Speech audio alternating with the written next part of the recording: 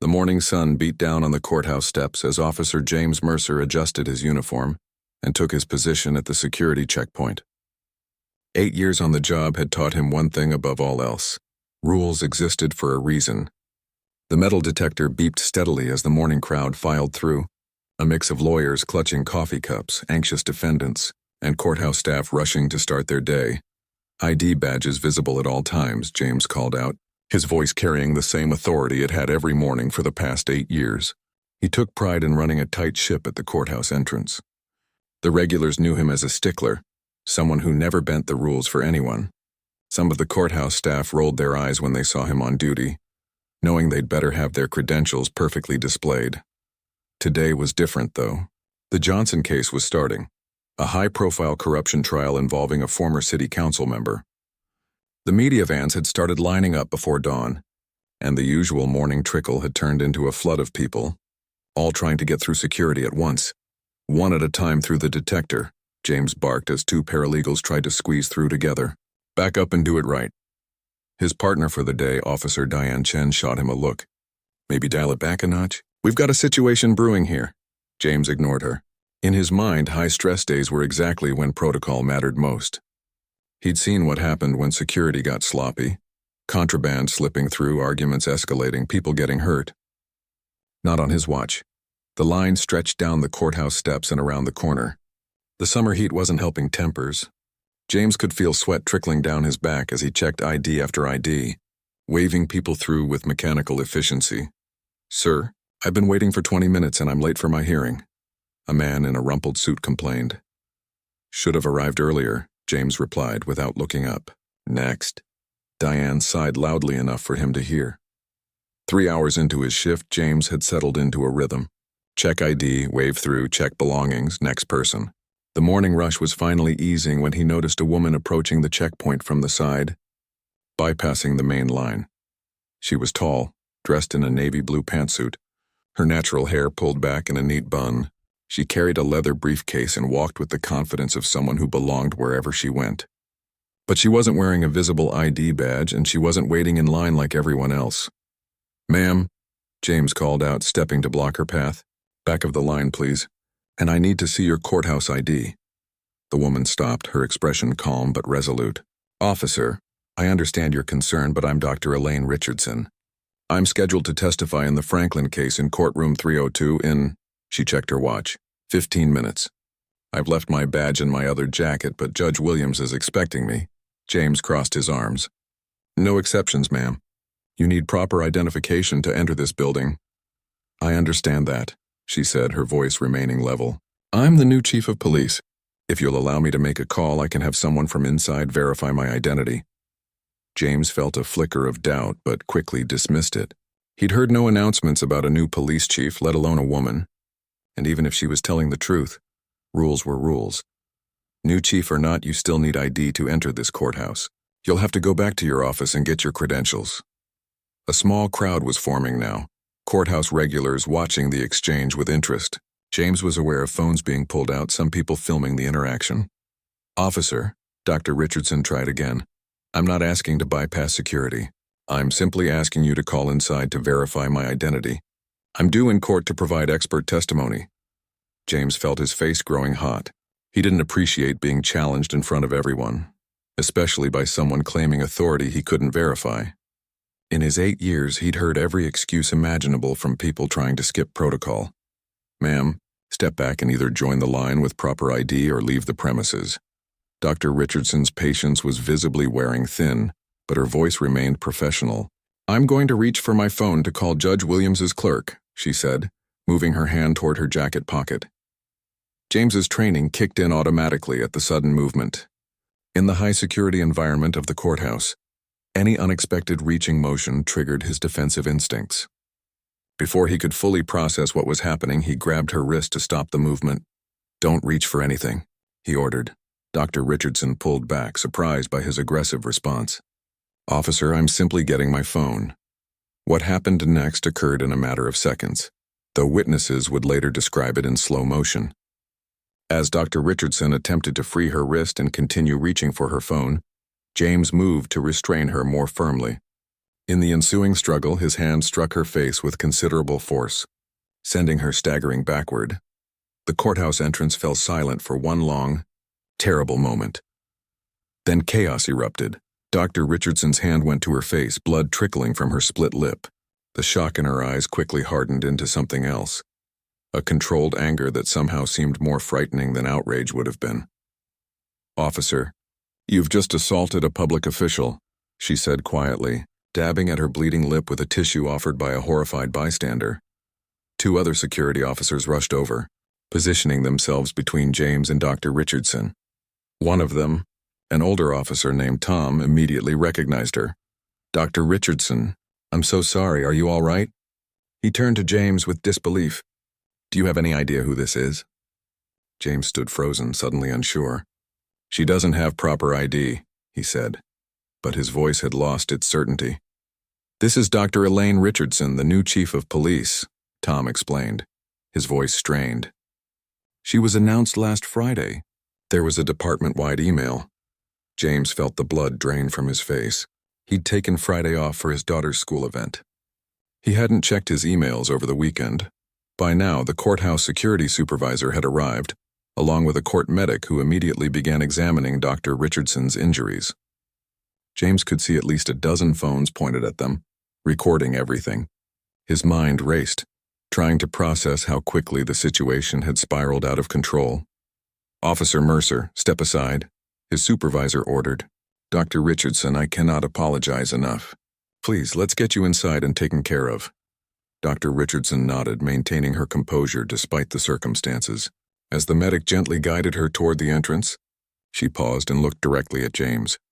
"Officer," she said, her voice steady despite her swelling lip, "I'll be addressing this incident through proper channels. For now, I suggest you speak with your union representative." James watched as she was escorted inside, the implications of what he'd done slowly sinking in. He had assaulted his new boss, a boss he hadn't even known existed until moments ago. Within minutes, the videos were already being shared across social media. By the time James was escorted to the security office to write his incident report, local news vans were setting up outside the courthouse. His partner Diane couldn't even look at him as he was led away. In the quiet of the security office, James sat with his head in his hands. He kept replaying the moment in his mind, trying to understand how he'd misread the situation so badly. Had he truly believed Dr. Richardson was a threat, or had something else influenced his quick resort to force? The security supervisor placed a cup of water in front of him. "The internal affairs team is on their way. This isn't going to be pretty, James." James nodded, unable to find words. His career, his reputation, his future, all potentially destroyed in a split-second decision he couldn't take back. Outside, the crowds continued to file through the courthouse gates, now buzzing with discussion of what they'd witnessed, and somewhere inside the building, Dr. Elaine Richardson was preparing to testify as scheduled. Despite her injuries, demonstrating the professionalism and commitment to duty that had earned her the position James had failed to respect, the story was already spreading through every department in the city, a cautionary tale about assumptions, protocol, and power. By day's end, it would reach the evening news. By tomorrow, it would be a national conversation.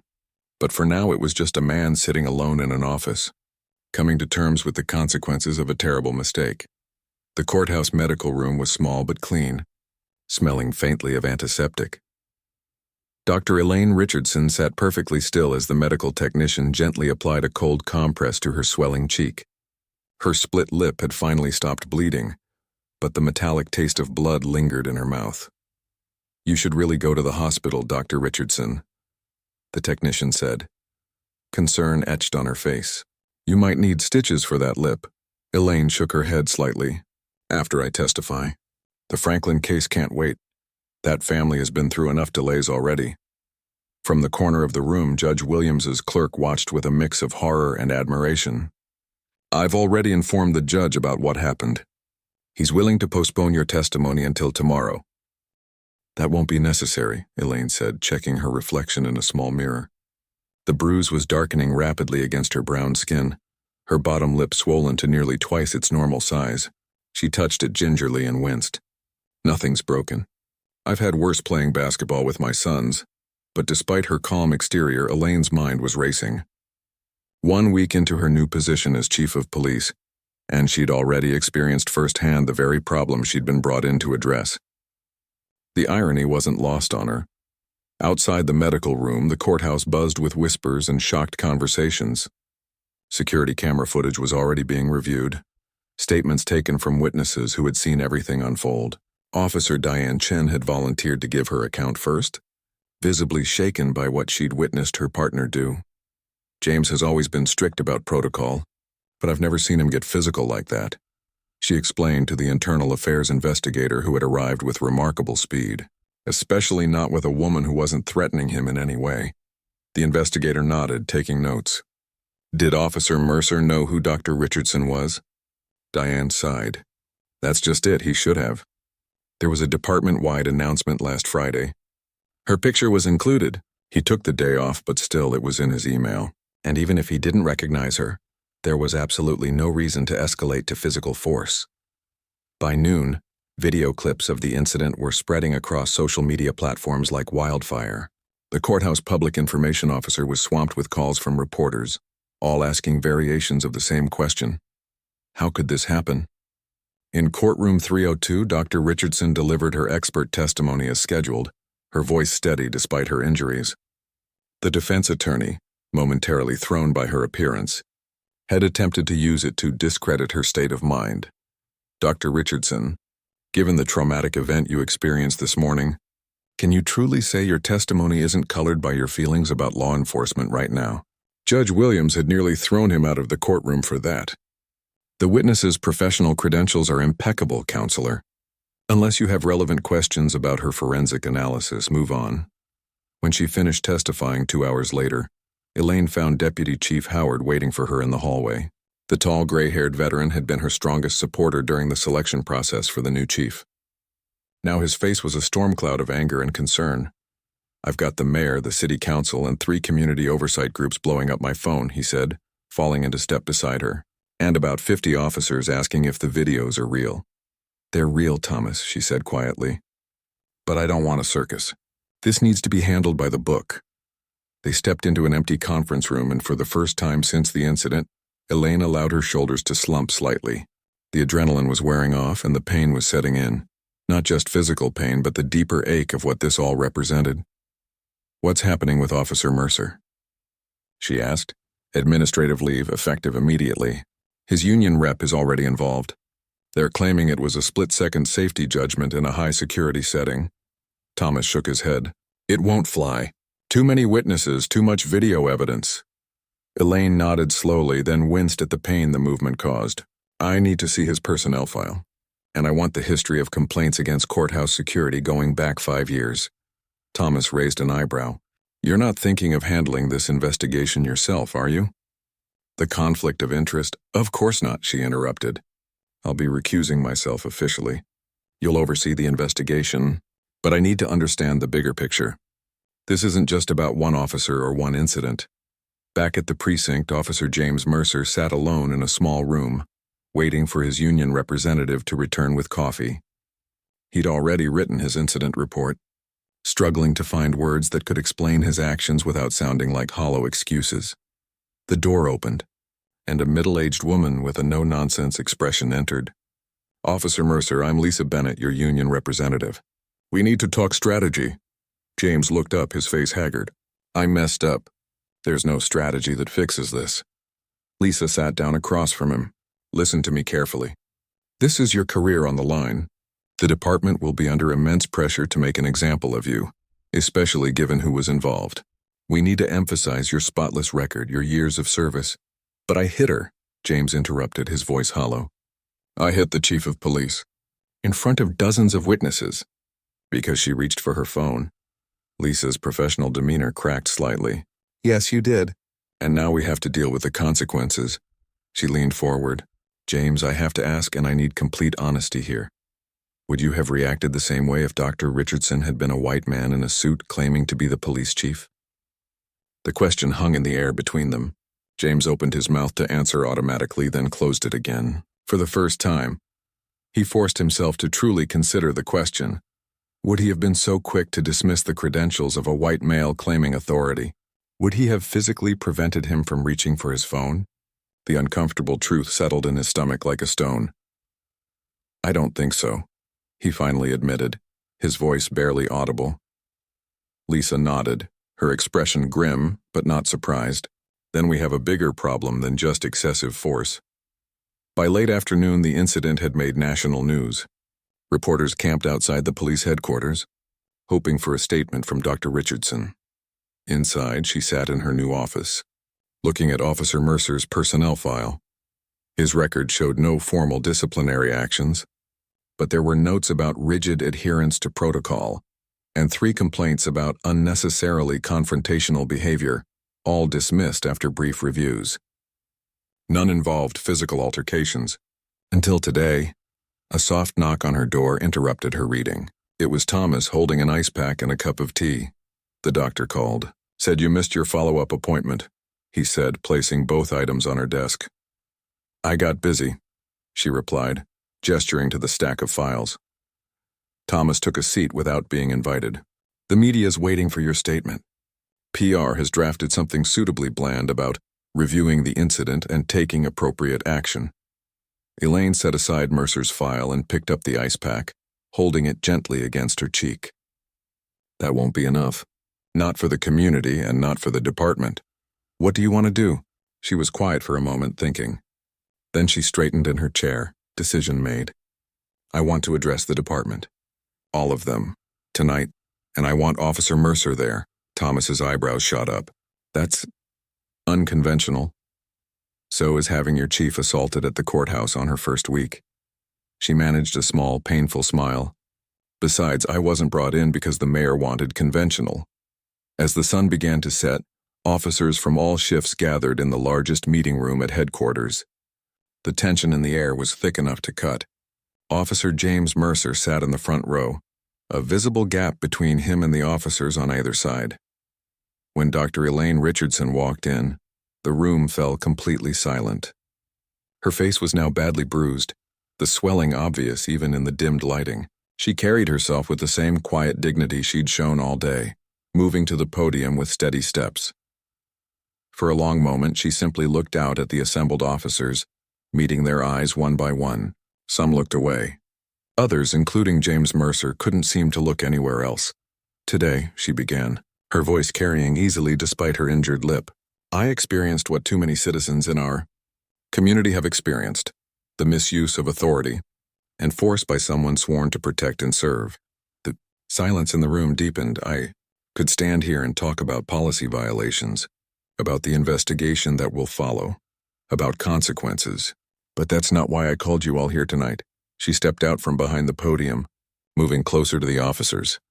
I called you here because what happened today isn't just about Officer Mercer and me. It's about a culture that allows snap judgments based on appearance. It's about training that emphasizes control over communication. And it's about what kind of police department we want to be for our community. In the front row, James Mercer's face showed a complex mix of shame, fear, and something else, perhaps the first glimmer of understanding. As night fell over the city, news vans remained parked outside headquarters waiting for the story to develop. Inside, a difficult conversation was just beginning, one that would eventually transform not only one officer's perspective, but an entire department's approach to the community they served. The morning after the courthouse incident, Officer James Mercer sat at his kitchen table staring at his untouched coffee. The local news played quietly on the TV in the background, but he didn't need to watch it. He'd lived it. His phone had been buzzing nonstop with texts from fellow officers, some offering support, others keeping a careful distance. He hadn't answered any of them. His wife Tricia moved around the kitchen getting their daughter ready for school, trying to maintain a sense of normalcy. But the tension was impossible to ignore. "Daddy, are you sick?" 7-year-old Lily asked, noticing his stillness. James forced a smile. "No, sweetheart.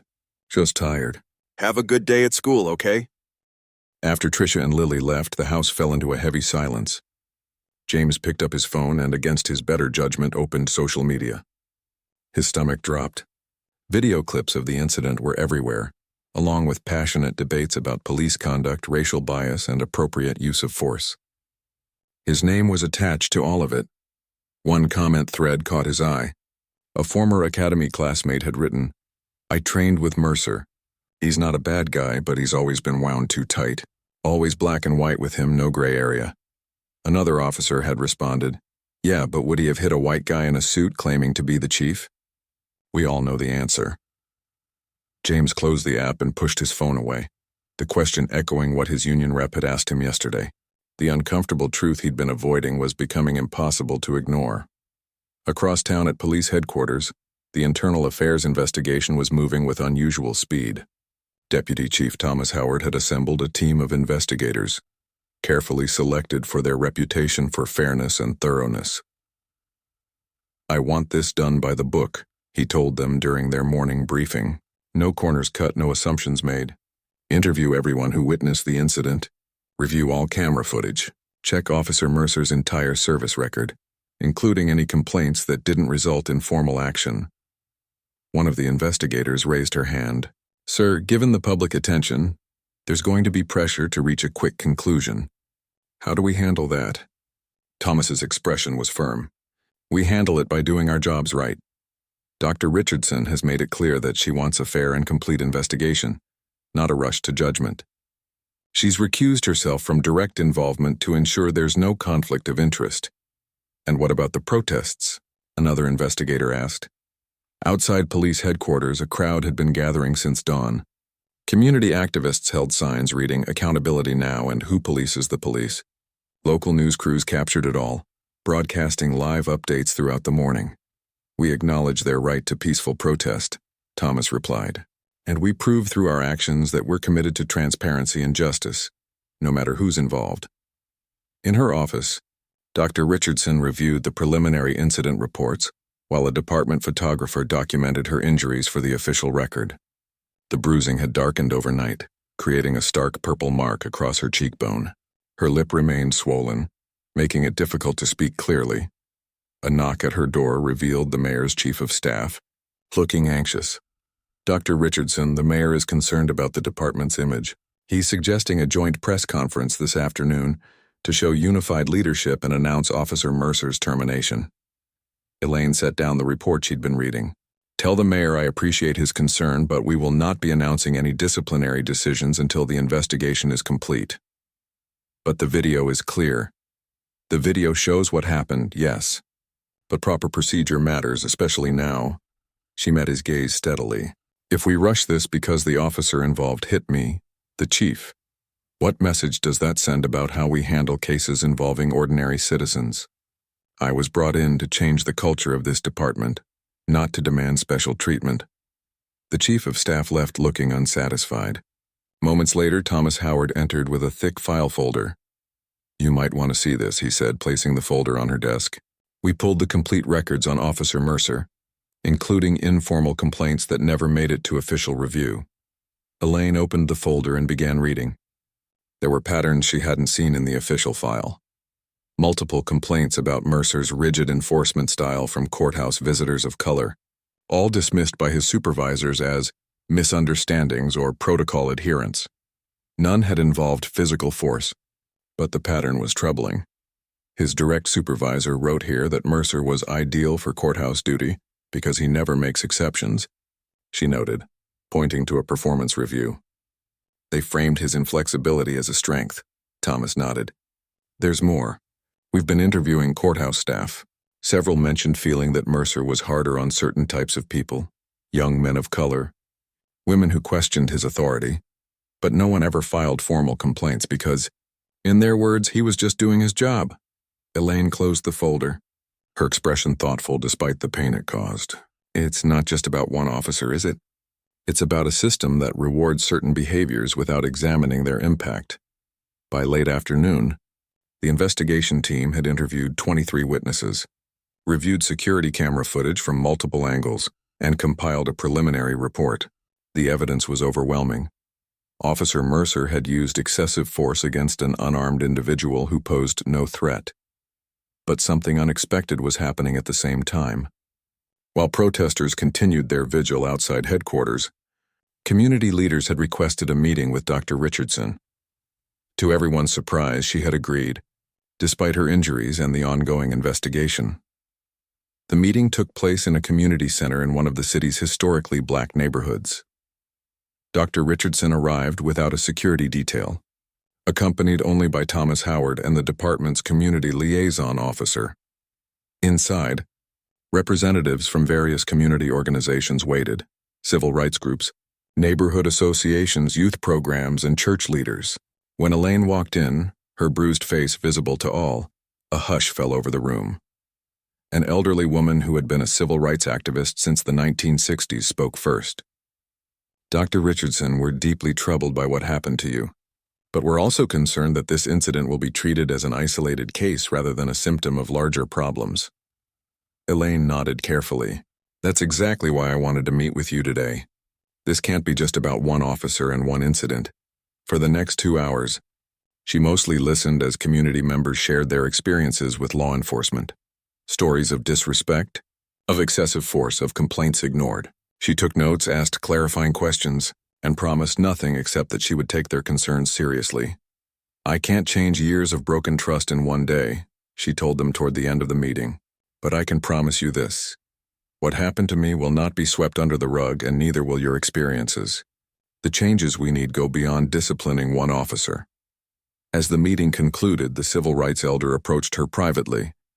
"You know," she said, studying Elaine's face, "some folks are saying it was almost fitting, the new chief experiencing firsthand what community members have complained about for years." Elaine met her gaze. "If that's what it takes to create real change, then maybe something good can come from this after all." Back at his home, Officer James Mercer received a call from Internal Affairs. He was scheduled for a formal interview the following morning. His union representative had advised him to stick to the facts, emphasize the security protocols, and avoid speculating about his motivations. But as he sat alone in his living room that evening, James found himself replaying the incident in his mind over and over. The way he'd dismissed Dr. Richardson's explanation without really listening, the automatic suspicion when she'd reached for her phone, the split-second decision to use force rather than de-escalate. Would he have reacted the same way to a white man in a business suit? The question wouldn't leave him alone. His daughter's voice interrupted his thoughts. "Dad, are you in trouble? Kids at school were talking about a police officer who hit someone. They said it was you." James felt his heart sink. He patted the sofa beside him and Lily climbed up, looking at him with worried eyes. "Yes, I'm in trouble," he said quietly. "I made a big mistake at work. I hurt someone I shouldn't have hurt. Did you say sorry?" The simple question hit him like a punch to the gut. In all the chaos, the administrative leave, the investigation, the media coverage, he hadn't once considered the most basic human response. "No," he admitted. "I haven't said sorry yet. Mom says when you make a mistake, you have to own it and try to fix it," Lily said with the straightforward wisdom of children. James hugged his daughter close, his mind racing. The investigation would take its course. There would be findings, recommendations, consequences.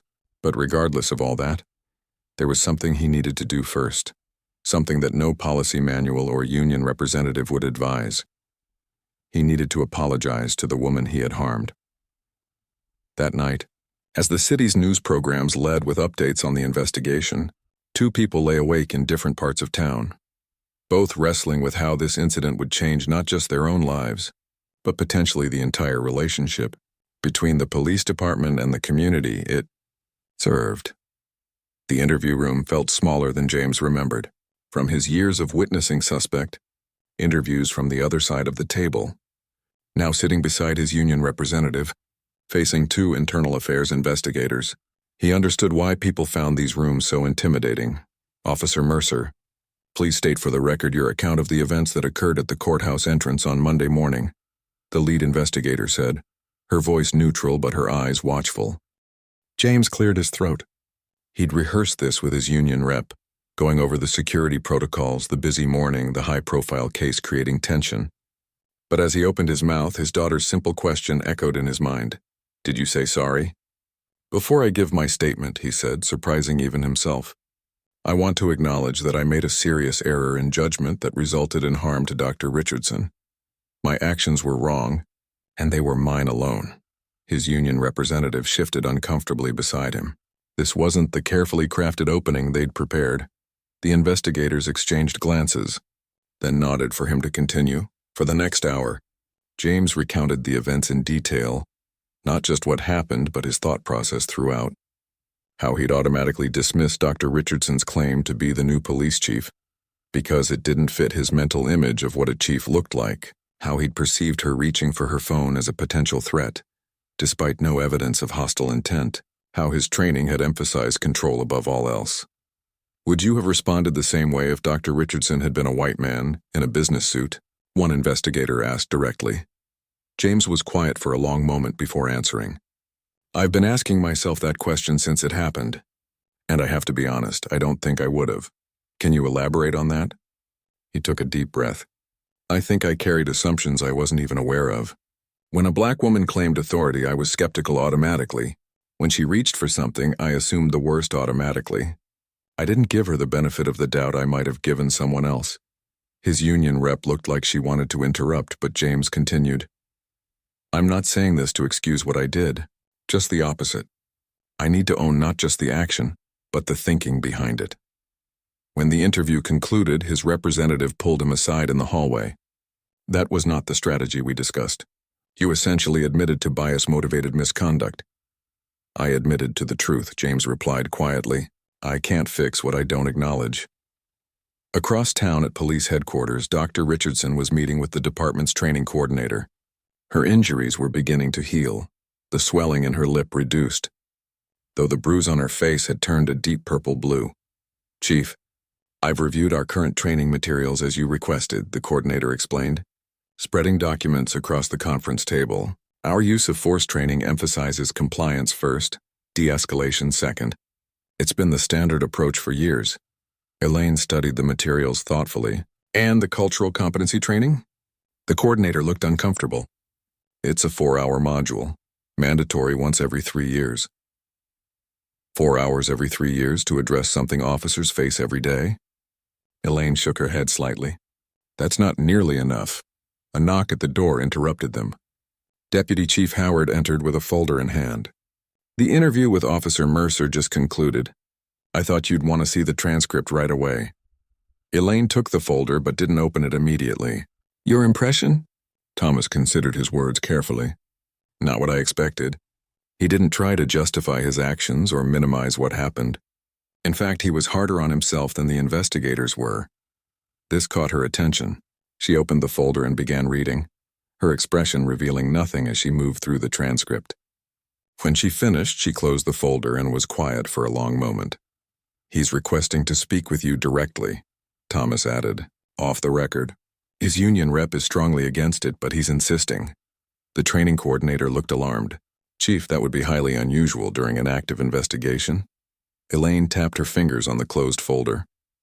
Sometimes unusual circumstances call for unusual responses. She looked up at Thomas. What's your recommendation? Professionally speaking, there's no reason you need to meet with him. The investigation is proceeding properly, he paused, but from a human perspective, it might be valuable. For both of you. That evening, as most of the administrative staff were leaving for the day, Officer James Mercer arrived at police headquarters. He wore civilian clothes, jeans, and a button-down shirt, having been instructed not to wear his uniform while on administrative leave. The desk sergeant nodded to him awkwardly as he signed in. The strange tension of a fellow officer now under investigation, making their usual easy camaraderie impossible.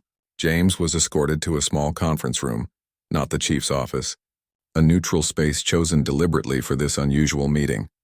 When Dr. Richardson entered, accompanied by Thomas Howard, James stood automatically.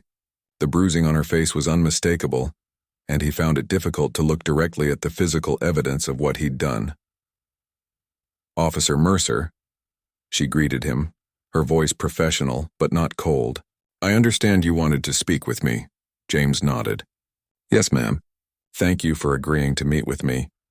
Thomas positioned himself near the door, present but giving them space. Elaine took a seat across from James, placing a small recorder on the table between them.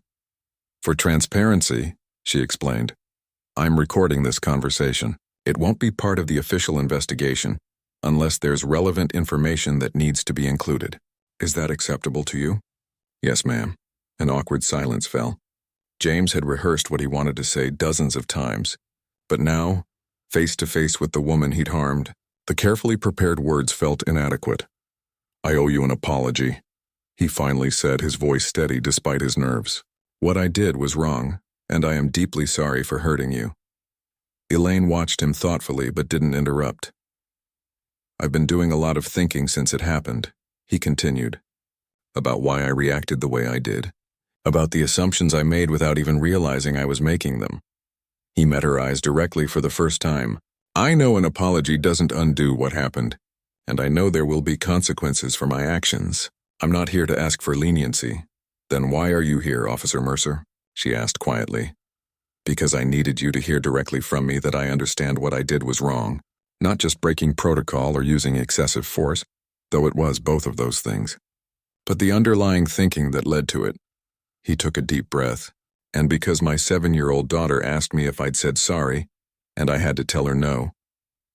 Something in Elaine's expression softened slightly.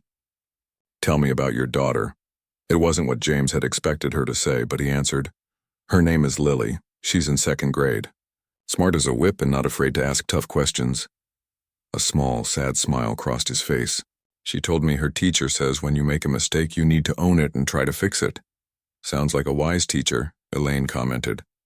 "And how do you plan to fix this, Officer Mercer?"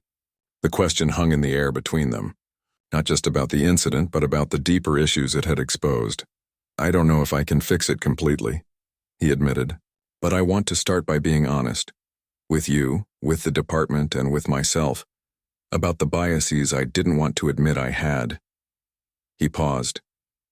"And I want to be part of making sure this doesn't happen to someone else." Elaine studied him for a long moment. "The investigation will reach its conclusion and there will be official consequences. That process needs to proceed without interference, but I appreciate your willingness to take personal responsibility." She leaned forward slightly. "This department is at a crossroads, Officer Mercer. What happened between us is forcing conversations that are long overdue. About training, about bias, about the culture we've created. The question is what we do with this moment." James nodded slowly. "Whatever happens with my case, I hope something good can come from it. Even if that means being the example of what needs to change." As the meeting concluded, Thomas escorted James back to the lobby. Neither man spoke until they reached the front entrance. "Was it worth it?" Thomas asked quietly. "Speaking with her?" James looked back toward the direction they'd come from. "Yes, not because it changes anything about the investigation or what happens to me, but because it was the right thing to do." He hesitated. "She's going to be good for this department, isn't she?" "If we let her be," Thomas replied. "Change never comes easy." The next morning, the Internal Affairs team delivered their completed report to Deputy Chief Howard. The findings were clear. Officer Mercer had violated department policy on use of force, had escalated a situation unnecessarily, and had failed to properly identify a high-ranking official despite departmental notifications. But attached to the official report was a supplemental note about Officer Mercer's unusual level of personal accountability, and his acknowledgement of bias influencing his actions, something rarely seen in such investigations. Meanwhile, Dr. Richardson stood before a room of senior officers, her bruised face a stark visual reminder of why they were gathered. "Today we begin a department-wide training overhaul," she announced. "Not a 4-hour seminar or a checkbox exercise, but a fundamental re-examination of how we train our officers to interact with the public they serve." She projected a slide showing the new training priorities. De-escalation first, force as a last resort. Ongoing bias recognition training, not just once every 3 years. Community engagement as a core competency, not an optional add-on. "Some of you may see this as an overreaction to one isolated incident," she acknowledged, "but I see it as an opportunity to address issues that have been simmering beneath the surface for years. What happened to me was not unique, it was just unique that it happened to the chief."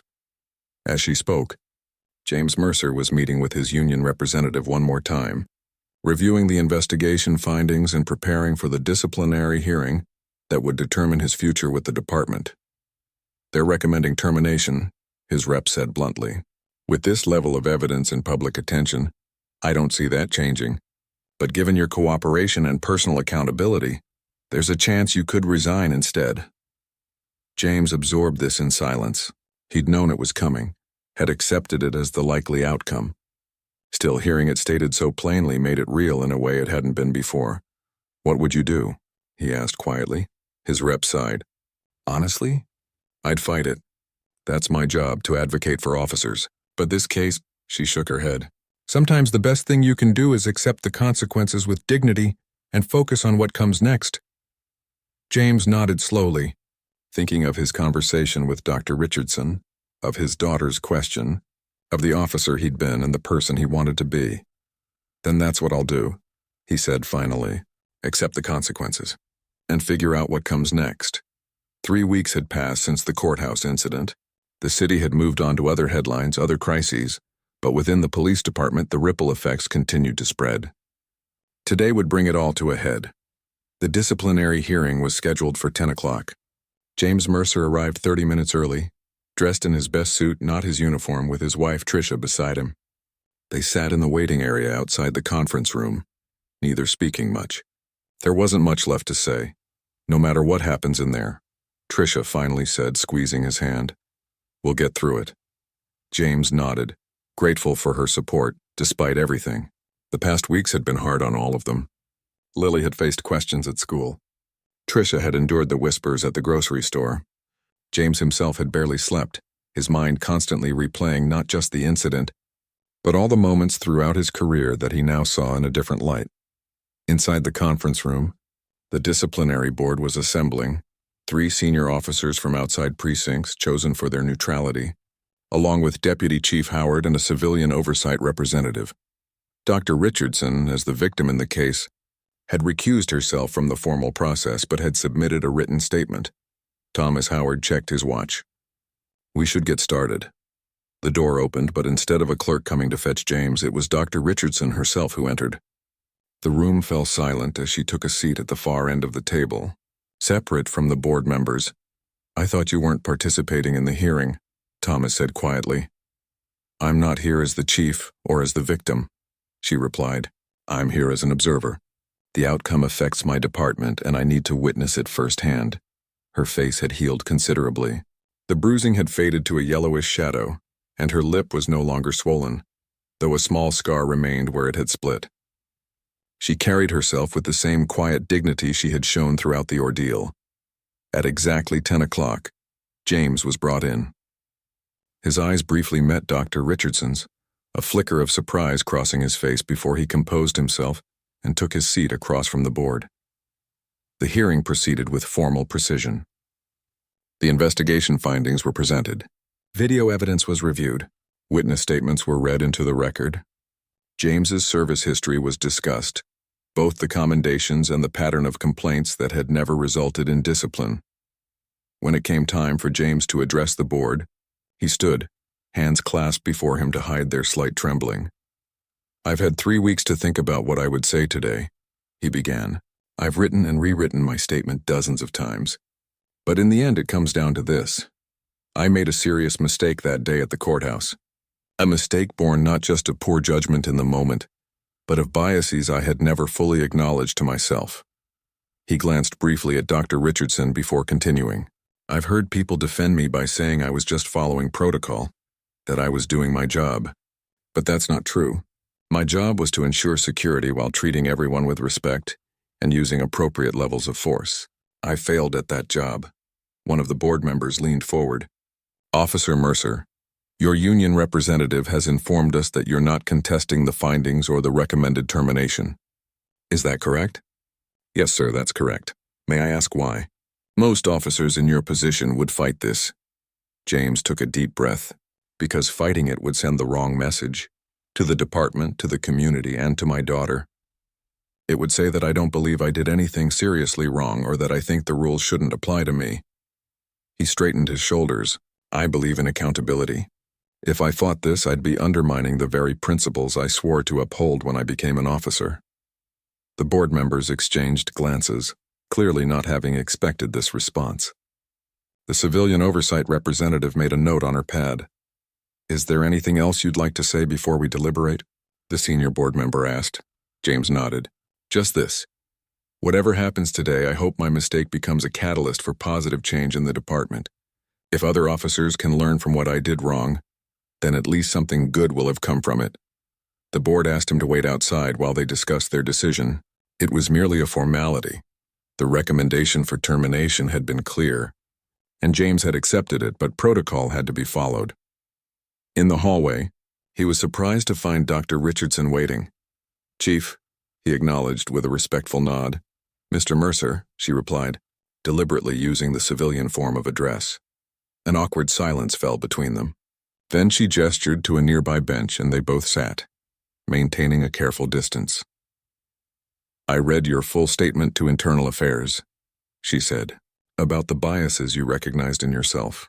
That couldn't have been easy to admit." James looked down at his hands. "Not as hard as living with what I did. Do you know what stood out to me in that transcript?" she asked. "You didn't just acknowledge what you did wrong. You recognized why you did it. That's much rarer." He looked at her, uncertain where she was going with this. "The board is going to terminate your employment," she said matter-of-factly. "We both know that. But I'm curious about what you plan to do afterward." James hadn't expected the question. Most of his energy had been focused on getting through the hearing itself, not what came after. "I haven't thought that far ahead," he admitted. "Find another job, I guess. Probably not in law enforcement." Dr. Richardson was quiet for a moment, studying him thoughtfully. What if there was a different option? Not as an officer, but as part of the solution to the problems your case has highlighted? Before she could explain further, the door opened and they were called back into the conference room. The board had reached its decision. James stood before them as the senior member read the formal statement. Based on the evidence presented and the officer's own testimony, this board finds that Officer James Mercer violated department policies regarding use of force, professional conduct, and bias-free policing. The board recommends immediate termination of employment.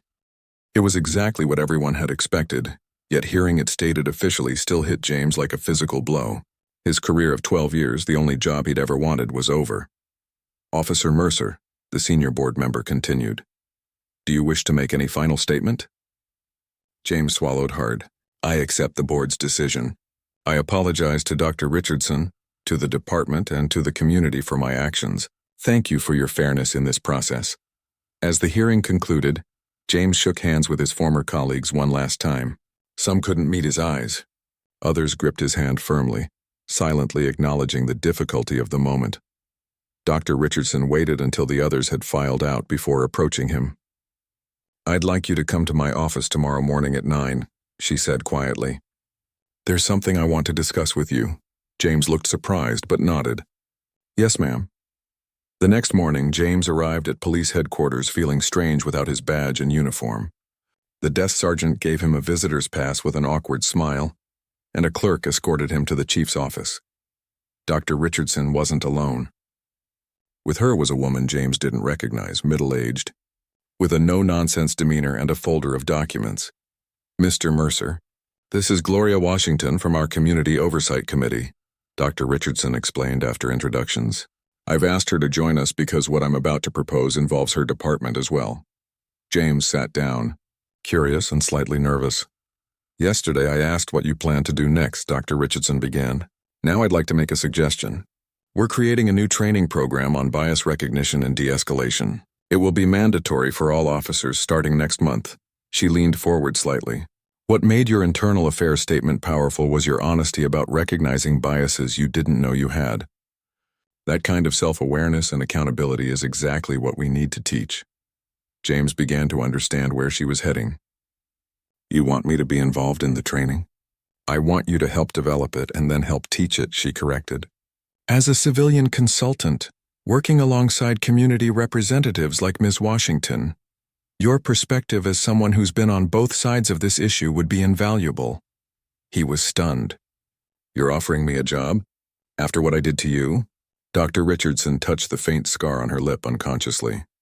"Not despite what you did, but because of how you've responded to it.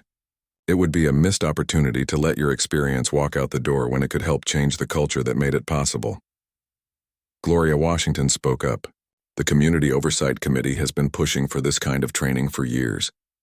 Having someone like you involved, someone who can speak candidly about these issues from a former officer's perspective, could make officers more receptive to it. James looked back and forth between the two women, overwhelmed by what they were suggesting. I don't know what to say. You don't have to answer right now, Dr. Richardson assured him. Take some time to think about it. Talk it over with your family. But James didn't need time. In that moment, he saw a path forward that he hadn't imagined possible. Not a second chance at being an officer, but a chance to help prevent other officers from making the same mistakes he had. I'd be honored, he said simply. If you really think I can help, I want to try. 6 months later, the first group of officers completed the new training program. The evaluations were overwhelmingly positive, with many citing the joint sessions led by James and community members as the most impactful part of the experience. Dr. Richardson stood at the back of the room during the final session, watching as James shared his story with unflinching honesty. The split-second decision that ended his career. The biases he hadn't recognized until it was too late, and the lessons he'd learned since then. The hardest part, he told the officers, wasn't losing my job. It was facing the truth about why I did what I did. But you have an opportunity I didn't have, to recognize these patterns before they lead to harm. As the session ended, Dr. Richardson slipped out quietly. Her work taking the department in a new direction was far from finished, but moments like this confirmed she was on the right path. What had begun as a shocking act of violence had transformed into something unexpected, a catalyst for change, not just for one officer or one department, but potentially for police-community relations throughout the city. The journey hadn't been easy for anyone involved, but as Dr. Richardson often reminded her command staff, the most meaningful changes rarely were.